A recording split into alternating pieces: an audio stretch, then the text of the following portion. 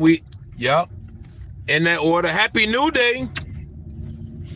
Hope everybody's in good spirits. For the most part, for the ones that's not, it's gonna get better for you. It's definitely gonna get better for you. We gotta have patience, perseverance, discipline. We gotta have that. We definitely gotta have. It's important to always reflect on your life because it could be worse. It definitely been worse. For people who don't want to entertain that thought, things ain't gonna get no better for you. If you don't celebrate what you already have as of right now, you're not gonna be better the moment you get anything in your life. You won't. You can say, man, if I only had a better house, a better car, a better relationship, how about a better skill, a better sense of awareness, boundaries? Because I notice people have the tendency to project their insecurities, to project their fears, their setbacks, because they're under the impression somebody's doing something to them. You know how a child, niece, nephew, your offspring, do something that you warned them repeatedly not to do, and they did it anyway. What do we tell them? I told you not to do that, right? But they mad. You know when children get mad, what is the first thing they do? They throw these hissy fits. We talking about from the ages of 1 to 3, sometimes 4. They throw these hissy fits. They spaz out. They strip off their clothes. They take off their diaper for the ones that still wear diapers. They lay on the ground, start kicking and screaming. It seems erratic. What do? Most of us pick the baby up. What's wrong? But the other parents, guardians, uncles and aunties, grandma, grandpa, we let that baby cry. We step over the baby. You're going to figure it out or not. You do the same thing. When you get mad, you take your clothes off.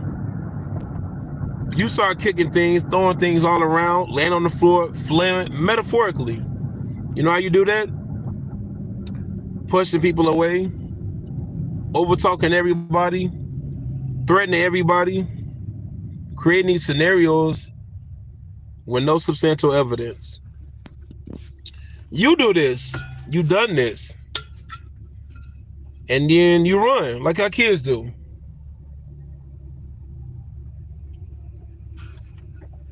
You run. You run the weed. You run the porn. You run the gambling. You run the alcohol. You know why you do that? Because you're trying to suppress what you're feeling, what you're going through.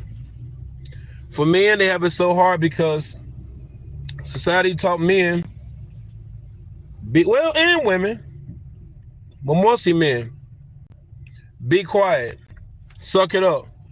I'll hit you in the chest. Stop crying before I give you something to cry about. You ain't going through nothing. You ain't sick. You ain't hurting. You're not struggling. You're not hungry.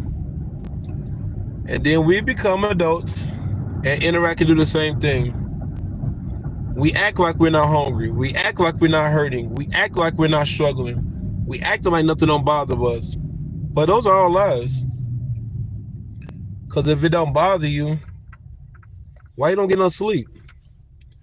If it doesn't bother you, why you continue to gain weight?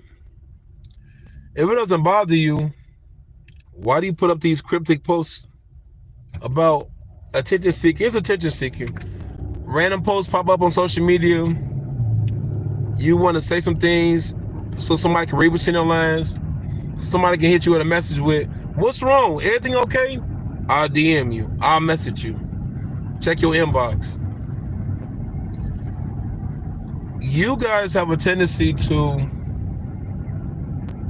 wild out from an emotional standpoint.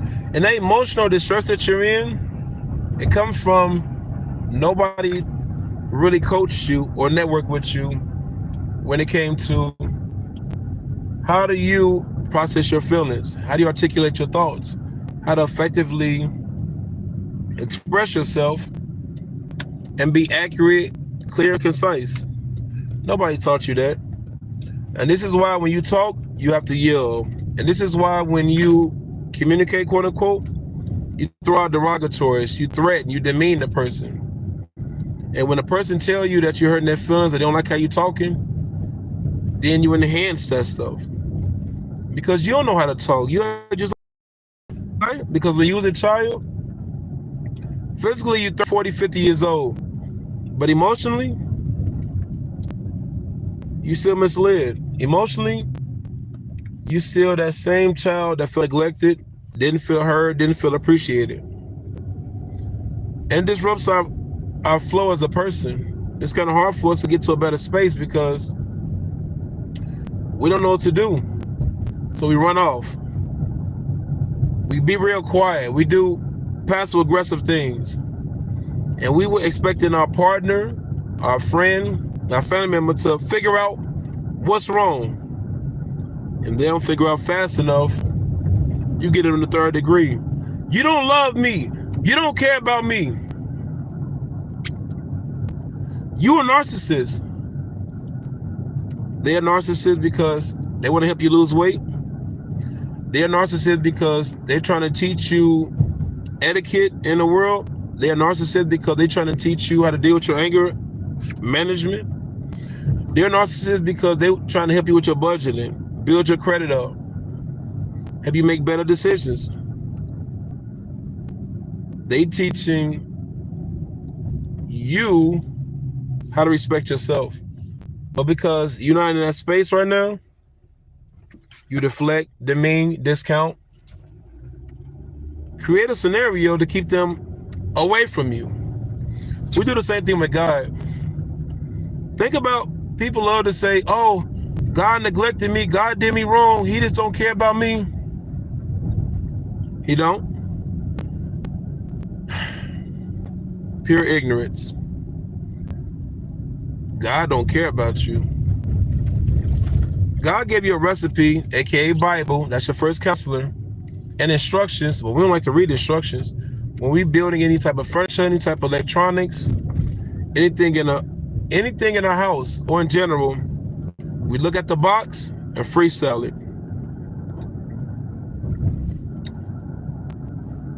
Imagine yourself making a cake.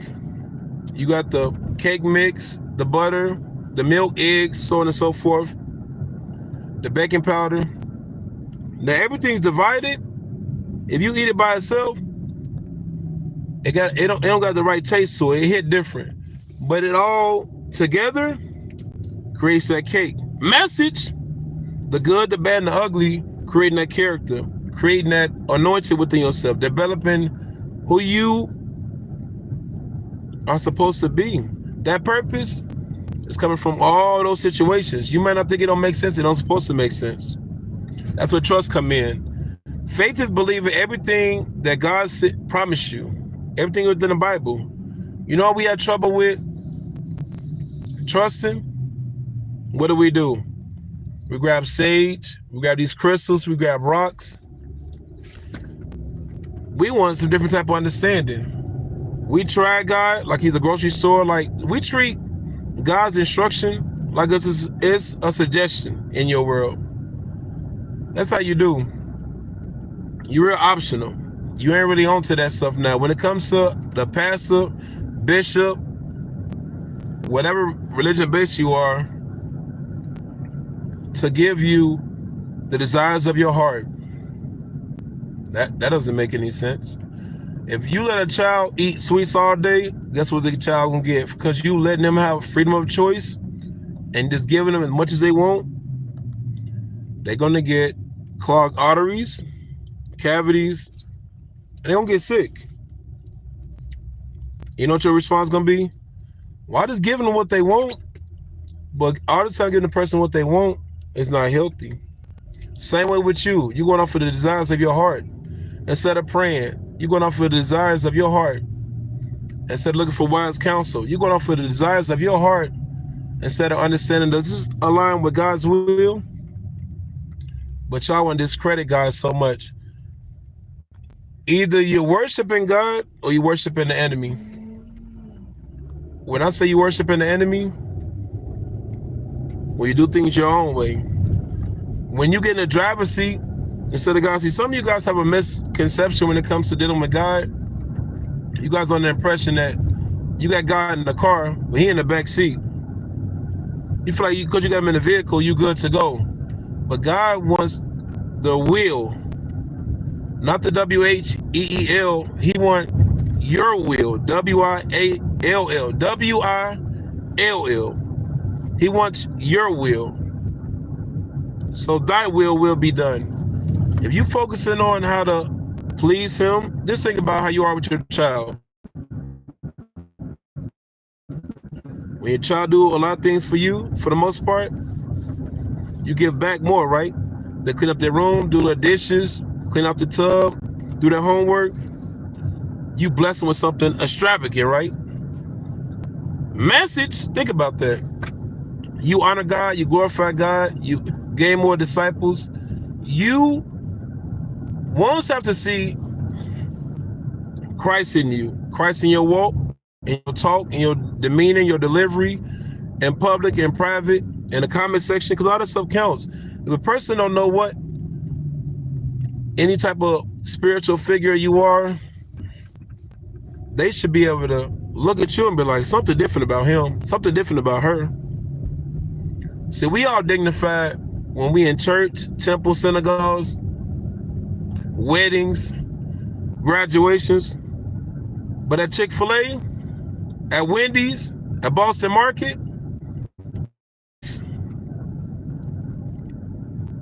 we're a little sketchy. With your boss, we're a little sketchy. With our significant other, we're a little sketchy. We don't keep our word. We let it say, oh, we real. We not fake. Picking up that phone when you didn't want to talk to that one person that been telling you that same problem for the past 6 weeks. And acting like, yep, you're right, girl. Yeah, bro, I feel you, bro. You know what I'm saying? Just let me know. Hit me up anytime. Even though you dread picking up that phone, that's being fake. Lying, you've been a liar too. We say we ain't never lied. I don't lie to nobody. I keep it 100. You've been lying about your dreams, your aspirations. You've been lying, telling people that stuff don't bother you. Even though you went out to the bar 6 hours and drunk and put your liver in shock because of what they said or what they didn't say or what they didn't honor you with. You had moments when you was manipulative. You might not think you have, but when you want something that you wanted, you use either your race, your gender, your authority, or your association to get what you want. You don't think that's a manipulation tactic? You knew somebody was gullible. You need somebody to cover a shift for you. You call the person that want to rock with you, and you know they like you or you know they respect you. And here you go, using that to your advantage. Manipulation, abuse, we all, every day of our life, have done some stuff horrendous, but we don't speak about it because we're not of that caliber. Nobody knows about it. But it's what you do behind the scenes. It's not what you do on the altar. It's not what you do on social media. It's who you are behind the scenes. Do you know how to reflect? Do you know how to apologize? Do you know how to evaluate your setbacks? Do you know your strength, your weaknesses, your opportunities, and your threats? Do you know how to, when you got something wrong, go back and correct that situation? Make amends, forgive. We always tell our kids, nieces and nephews, you know how to forgive, but you don't. You know how to walk away from situations, but you don't. You need to learn how to you need to learn not try to fight everybody. You don't practice none of that, but it's easy to say. You're a good person as long as somebody's good to you. If somebody's bad to you, you all out of character. You got the Vaseline on your face going from 0 to prison. Because you won't let a person know about your respect. How about you acknowledge you can't pray negativity away? How about you pray for better skills, better strategies on how to deal with negativity, just like the weather. You can't pray for the winter, for the people who deal with winter to go away, but you can also pray to get you a better job, get you some skills, some money, saved up resources, so you can acquire scarf, hat, thermal, coat, and so on and so forth. Isn't that more realistic? We love to talk about the things that we want for image, but we ain't clout chasers. All the random posts and the pictures you put up, you have dressed, big bro with your shirt off, that says otherwise. Being excited is one thing, sharing with people is one thing, but when you're doing it at a excessive rate where you can't let go of that phone, that's an addiction. You know how to worship. You really do. You just worship the wrong things. That phone you worship, that Netflix you worship, that gossip you worship, and that's not a good look. Some of you guys call yourself Christians or Muslims or whatever you're supposed to be, and y'all really have this spiritual elite about you guys. So I don't go to the club no more, but you still gossip, you still backbite, you still slander people, you still part of people's downfall, you still use your authority to get what you want. God knows my heart. He the only one. And he's definitely doing. This is why he's not opening up them doors for you. Some of y'all have this misconception. Like, think about Abraham. Bible talk, I'm here for it. God gave Abraham a blessing. He took Lot with him. Now, Abraham, in one scene, went further than his father did. Message, first one in his family, went somewhere. He didn't settle. His dad did. Same way, think about you. Ain't nobody made it in your family. You can be the first. You can be the first to break the generation curse, the incarceration curse. Anything that seemed to hold you back, you can create a new stance by being the first. So just like Abraham. Now, let me get back to him. He had a moment in his life where he felt like he was so good with God, he felt entitled. He took his nephew with him. He didn't ask God. And later on, the ones that know the Bible, you see how that resulted, right? A person that he helped, influenced. He had to be there so much because, like my family, I got to be there. This is me paraphrasing. You know, just like how you guys be there for so many people in your life that you don't want to let go, that you want to help, that you want to let house, support, then they betray you. You was under the impression, you know what's best for the situation other than God? Abraham was under the impression that he's doing what's best. Like, he loved a lot more than God. God known a lot longer than Abraham did. But from our easy emotions, our heart is deceitful. Our heart to put us in these bad situations. Think about the situation with Saul and David. Saul did what he did, lost his anointed. David did what he did, kept his. Why is that? Because he can be trusted. Saul couldn't, that's why he lost it. Peter had a situation. Judas had a situation. Peter had a situation, he got promoted. Judas had a situation, he unalived himself. What was the difference? One person had a bad day, the other person had a bad heart. Some of you guys be thinking y'all good quality people because y'all do all these good deeds, these podcasts, Bible studies, and this and that. But you haven't forgiven that person who done you in. You don't pray for the people that you don't like. When somebody offends you, let's forget everybody. You know how I am. You know where I'm from. You know all this type of stuff. You still a hoarder. You know what a hoarder? Of course, you guys know what a hoarder is. You can go into a person's house, help that person clean up. The smell, the aroma, everything's a mess. But you know what that hoarder doing? Sitting around unbothered because the hoarder is used to it. Message, just like you. You're used to the abuse, used to the neglect, used to being used, used to being dragged. You got used to the smell. You got used to the scent. You got used to the garbage. Now the garbage is your furniture. And you don't know how to get rid of it because your life, your identity, your essence, who you think you are from identity standpoint It's in that mess, but it's not. Your pressures that you go through in your life, you know what that tells God? I trust the enemy more than I trust you. The enemy is prideful. The enemy is selfish. The enemy do everything else but what he's supposed to do. Y'all be like, oh, I don't cast these demons out. The demons don't matter being cast out. Because that's when they will come back a lot stronger. Okay, you neglected one girl, I want to bring 3 girls in your life. You neglect this drug, I want to have your best friend to bring these drugs to you. Or you neglect this money offer, I'm going to make sure somebody else close to you give you that offer from a spiritual base. They're right there in church with you. They're right there at your birthday parties, your gatherings, in the club, in the car with you. He going to try to if he can't get you, he going to use your circle. He going to use your strength. He going to use your atmosphere where you feel comfortable with. And he going to get you when you're vulnerable. He tried it with Israelites with the 40 years. It worked. It worked.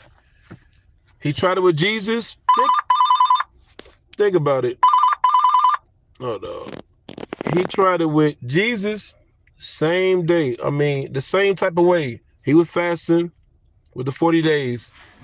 Now, it's always funny that when the enemy tries out of vulnerability, he tried him in the wilderness.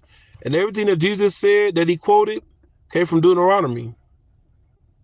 Same thing what the Israelites was going through. Was it a coincidence? Of course not. And he trusts and he lived, and it was in his heart. It was in his heart. And he lived there regardless. He didn't waste no time with the enemy. He said what he said, and that's that. But some of us hesitate, entertain the thought. The enemy tried Eve. She couldn't get past one sentence without automatically boom. He's good with being deceptive. He's good at getting us through doubt, uncertainty, and fear. Fear, why would you try to do that podcast? It's not going to work out. That doubt of, why would you try to embrace this opportunity? Remember last time that happened? Uncertainty, overthinking, underthinking. Man, your family, you know how your family is. They're not going to embrace you. They're going to walk away from you. Guess what you're going to do? Settle, sit. You too anointed to be average. You too sophisticated to be simple. Some of y'all say y'all have faith and y'all courage and y'all stand up. Y'all work on everything else, but not your mind, not your heart. You're not getting in tune with the Bible. You're not getting more spiritual based. You fighting physical tools with something that's spiritual. You let your emotions guide you into traps, into terrible marriages, abusive relationships, bogus jobs. Because you think you know what's best. Arrogance is relying on self. A lot of you guys are arrogant. Narcissistic people are self-righteous. They can do it. If I can't do it, nobody can. That hustle is trauma. And it's all tied to the enemy don't want you to trust. He don't want you to lean. He don't want you to pray.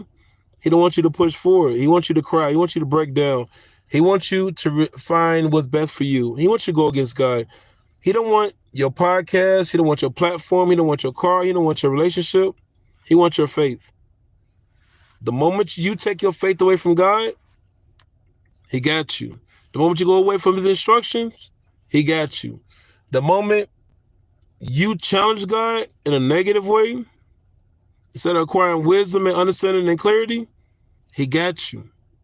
You make a mistake, you pop back up and God, why you let this happen to me? He put signs up. He obstructed your way, your view, put friends, family, but you wanted it that bad. He threw it in that trash can 2 cities away, and you went back and get that out. And you prayed for it to get out your system. Oh, God, help use me. And then you lost your job. Oh, God, I want to be tried by fire. Then you got a divorce. God, I want to be a testimony. You lose your car. You get into a car accident. Now you're like, hold on. What's going on? You want to be better for God, right? You want to be impacted by God, right? So you want God to use you and your strengths. What you're great at. Your singing voice, your connection, your resources. But he's going to use your flaws. He's going to use your setbacks. He's going to use them past situations. Daniel in the Bible was a prophet. He didn't use him as a prophet. He used him as a picture to teach you what happens when you in a situation.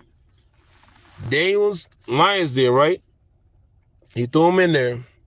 He didn't say he wasn't going to go through anything, but you know he did preserve them in it. Hebrew boys, the same thing. They got thrown in the furnace. He preserved them in it. Everybody that went through a situation, they got preserved. He protected them. Everybody in the Bible, from Elijah to Joshua, they all went through what they went through. They all went through what they went through, and we still talking about them. And we had, I don't know how to trust because all this American gospel misled you.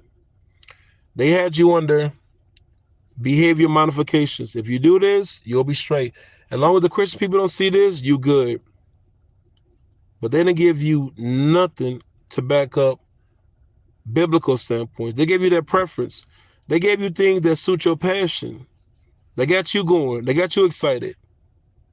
But they didn't give you no real food, no real soul food. Soul food. No, they didn't give you no real daily bread. They didn't teach you how to pray. They didn't teach you about intercessory. None of that. They didn't teach you how to forgive. None of that.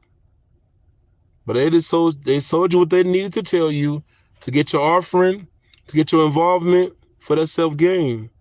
Everything that they're doing on that pulpit goes against what God stands for. And you rocking with it because they're famous and they got a following. All they give you is candy. It's a concert in there. But when you get to a situation, Monday, Tuesday, Wednesday, Thursday, through Saturday, nothing in that pulpit helped you. No tools, no access to anything.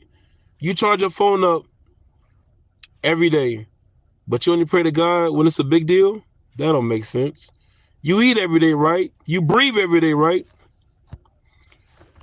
The enemy is going to attack you day in and day out. You know why? The enemy messed up one time in heaven, and he got thrown away. You mess up every day, and he forgive you with his grace. He sent his son for you. You think the enemy sees that and he's not upset? And this is why he's looking to steal, kill, and destroy, right? Because he see, he only had one and he messed up. You keep messing up. And God keep coming to you and he keep having a safe space for you and he keep working with you. You think he ain't trying to get down on you? He despises you greatly. Stop thinking that all the enemy, it ain't really that bad. Oh, okay. The enemy has a way of putting a big lie and putting a little truth in it and get you going. All he wants you to do is to worship him. You say you don't, but you do. That pride is doing that. That grudge is doing that. Them drugs, you're relying on everything else is your God. What you bow to is your God. You bow to gambling. You bow to your phone. You bow to any type of negativities. You bow on that Netflix. You bow to the Amazon Prime. That's your God. What you mad and what you run to tells him all what he needs to know. I trust God, but I'm doing this. I love God. If your kid was doing things that went away from that, it's not reality. It's not reality. People that pass away at these funerals, oh, he going to heaven. Is he? Is she? You think that God's going to put somebody in that have him live with him for eternity? If you're not even honoring him temporarily, it's not going to work. If you had a person that's been trying to slander, hurt, harm, dismantle everything that you stand for, you can move them in your house. You can forgive them and move on and so forth, but you gonna move them in your house? Of course not. Of course not. Be mindful what you guys proclaim that y'all stand for. Y'all go to church and y'all do all this stuff, but y'all still got nasty attitudes. Y'all still disrespectful. I don't do people, but you trying to get into heaven. What you trying to get into heaven, though? You all biblical related when you in church. But when you're outside of church, road rage, that's a problem. Territorial, big arguments, lashing out, displaced emotions, that's a problem. You pray for everybody else, but you don't pray for them grudges that you hold, that evasive behavior that you have. You don't pray for none of that. You worry about all these other Goliaths in your life, but how about the Goliath that's in you? You'll Goliath in somebody's life. You'll Goliath in somebody's life. You're running, Jonah, from something. Stand your ground. God told you to do something. You don't want to do it, but you still want to be blessed. I want God to save me, but I want God to tell me what to do. I want God to save me, but I want him to tell me what to do. I want to be covered by the blood of Jesus, but that's it. That's all. I see what the instructions is, but I want to kind of do what I want. I kind of want to modify it a little bit. Instead, I ask for grace and mercy and patience to help you deal with the ordeals. The better you are towards him, the better he is towards you. If only you started believing in that. Big business.